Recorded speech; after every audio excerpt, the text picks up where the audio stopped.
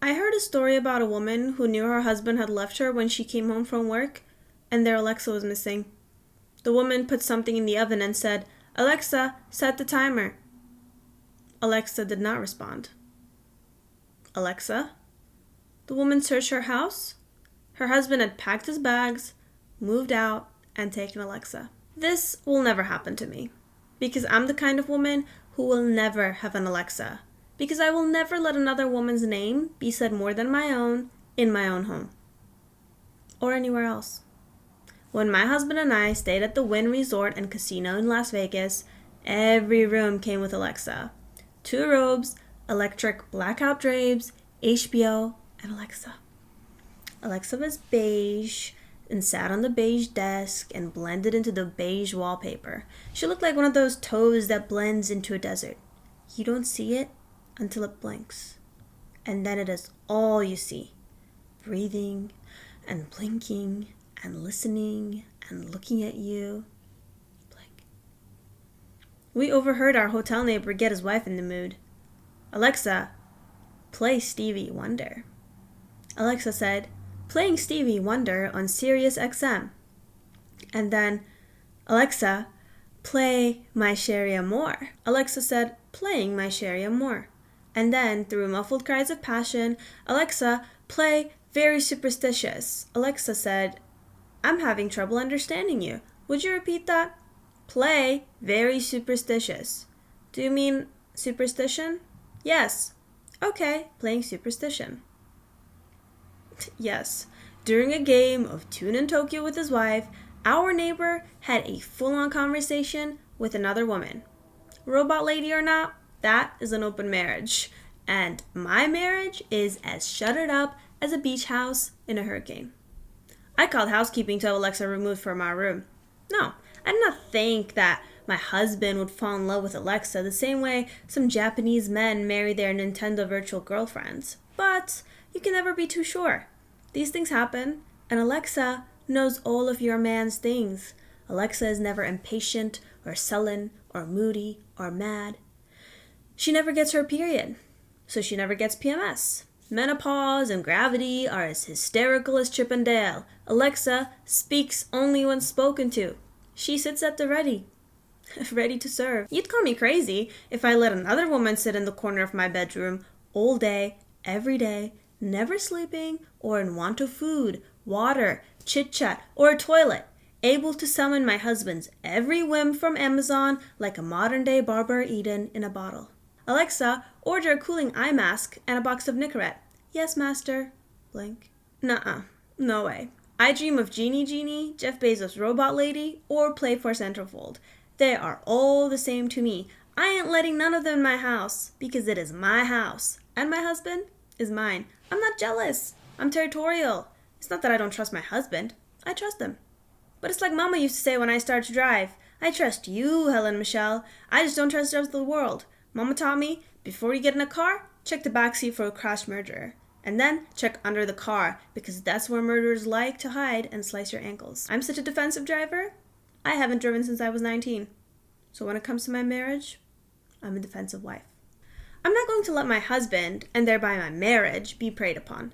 We're all human and susceptible to temptation. Honestly, if Fold Out Farrah Fawcett came to life in that red one piece, she'd have my hall pass. Hall passes are imaginary get-out-of-jail-free cards that married people give each other to fantasize about cheating with celebrities or dead people before they got old or died. But a fantasy is cheating. That's why you keep it to yourself. My husband and I do not have hall passes. If my husband cheats on me in my dreams, I wake up furious. Or I used to. A few years back, I made it a New Year's resolution to stop chastising him as soon as he opened his chocolatey brown eyes because, as he has said, he didn't do anything. My husband never does anything, so I trust him. I just don't trust the rest of the world. When I went on book tour for 3 weeks, my husband lost 7 pounds, and I treated his healthy choices as a personal affront. In my absence, he'd ordered 21 lunches and 21 suppers from Chopped Creative Salad Company. So 42 salads. To me, a salad bar is as foreboding as a sex dungeon, chilly and laid out with objects that I would never dare handle. I mean, beets, Jicama? How do you even begin to peel and cook these things? I imagined a chopped lady salad chopper clad in latex apron and a stud collar, sidestepping along a smorgasbord of king, asking in that desensitized tone of a 911 operator. And what else? Ball gag. And what else? Anal beads. And what else? Avocado. Avocado is $199 extra. Okay. And what else? Blink. I feed my husband pasta, potatoes, gluten, and carbs. I feed him these things because they make his eyes roll back in his head and he makes a little noise. I like to make him make that little noise, and Lipitor be damned, I will continue to make the food that makes him make that little noise until our hearts burst and we die. And I make spaghetti. My husband has loved and eaten my spaghetti for 20-some years. He loves my spaghetti, and I'm quite sure it is one of the many reasons why he married me. My spaghetti started out as a jar of ragu and a pound of ground round, but with age and experimentation, developed into hand-rolled lamb and pork meatballs simmered in a homemade marinara, topped with sautéed mushrooms. Same dish, new tricks. But it's still my spaghetti, or as I like to call it, the usual, enhanced. When my husband eats 42 salads while I'm out of town, I get nervous because someone gave my husband something I could have but didn't. I asked him, do you want me to make salads? My husband said, maybe sometimes. I asked, do you want me to buy a cat o' nine tails and walk you around the living room on a leash? What? No, why would you ask that? Just checking. After all, we've spent half our lifetimes doing the usual enhanced in bed, and for ages I've worn pajamas with my married initials monogrammed on the pocket. Nothing says let's get it on like embroidery, but you never know. So every few years it's polite to ask, because I respect my marriage. To people who are not respectful of my marriage, I'm not polite. There are marital lines you should not cross, and as a defensive wife, it's my place to point them out to you. Usually, it takes one comment from me for you to learn where the lines are. Once you identify them, we'll get along fine, and then you can maneuver around these lines like Tom Cruise did in that room full of lasers in Mission Impossible. A man at our home poker game had the habit of getting up from his seat to rub other men's shoulders. I was the only woman at the table, and he knew better than to lay hands on me. But when he put his meat hooks onto the bare skin of my husband's neck, I said, "Get your hands off my husband." What? He laughed. All the men laughed. I said, "Would you massage another man's wife?" Other helpful hints include, don't call, text, or email my husband to make social plans. Contact me. Don't give my husband a gift because I will construe whatever it is as too personal. Don't talk about my husband's butt. Only I get to talk about his butt.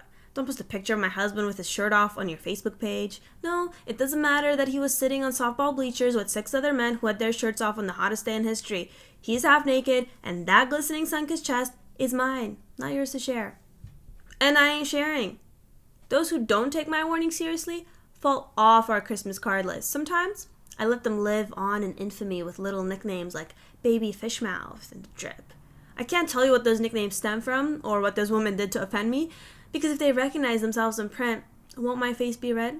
So let's just say they did something inappropriate in front of my husband, like commando cartwheels, and then, after I expressly told them not to, cartwheeled again. Not everyone who bothers me is such a femme fatale. A femme fatale used to be a 1940s black and white movie actress who smoked Pall Malls with a cigarette holder and could seduce a walnut. Nowadays, it's any woman who's younger and has a waist cinched like a go-gurt. But I'm an equal opportunity hand slapper, and no one deserves to get her hand slapped more than a person who tries to bust the chops of my marriage. At a party, in front of me and a bunch of guests, a woman grabbed my husband's left hand and asked him where his wedding ring was. In truth, there have been 3 such women at 3 such parties. And the only reason any of these women would call attention to a missing wedding ring is to imply that my husband is in the market to cheat. My husband is Greek, and thereby wears his ring on his right hand.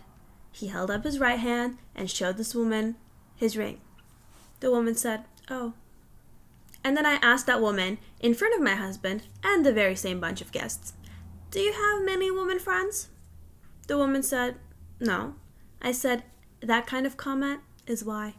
When I told my friend Hannah about this, she said, "I don't remember what you did years ago, but I figured out real quick that I wasn't supposed to say nice things about his suits." I said, I probably dumped a bowl of spaghetti over your head. Hannah said, no, it wasn't that. Did I tell you flat out? Don't talk about my husband's suit? Hannah said, I think you gave me a look. Yeah, I can give a rough look. There's nothing scarier than a happy, peppy woman going dark in an instant. It's like a Raggedy Ann doll foaming at the mouth. You see that once, you don't ever want to see it again. And Hannah hasn't.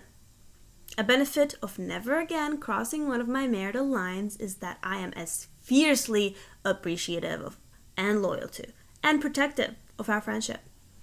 My friend Anne says, your ferocity is how you show love. I love my husband so much, I tell him, if you cheat on me, I'm going to jail because I will murder you. I have no fear of prison. I can be somebody's bitch in 2 seconds. My husband has never cheated on me. I trust him because he knows my rules apply to him too. He may compliment another woman's intelligence, sense of humor, career, accomplishments, but he may not compliment her appearance. He may hug a female friend hello upon her initiation, but he may not otherwise touch her unless he's administrating the Heimlich maneuver, which, out of respect for me, he has never bothered to learn. He doesn't need to know the Heimlich maneuver, because I know the Heimlich maneuver, and the latest CPR method, and how to use an airport defibrillator. My husband knows how to dial 911. A dispatcher asks, 911, what's your emergency? I'd like a serving platter for our 20th wedding anniversary. And what else? Roses. And what else? Chocolates. Soft center or nuts? My wife isn't nuts. Blink. Hi. I hope you enjoyed that. I read this article about 2 or 3 months ago, and I was absolutely smitten. I also just love the idea of Alexa posing a problem for your marriage. Anyway, I thought it would be funny to do a dramatic reading, and see you in the next video. I hope you guys liked my Territorial wife outfit. Coolio.